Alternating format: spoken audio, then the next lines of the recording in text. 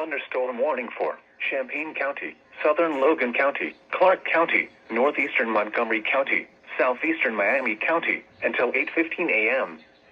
At 7:28 a.m., severe thunderstorms were located along a line extending from near the Graph to near Vandalia, moving east at 45 miles an hour.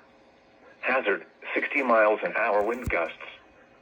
Source, radar indicated. Impact, expects damage to trees and power lines.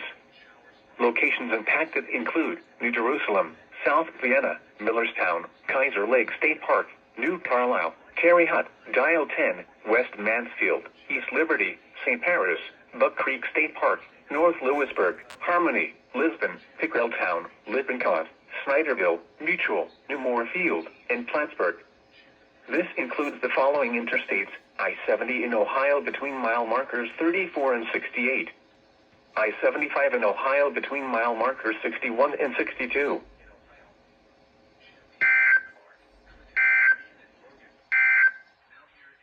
Here is a hazardous weather outlook.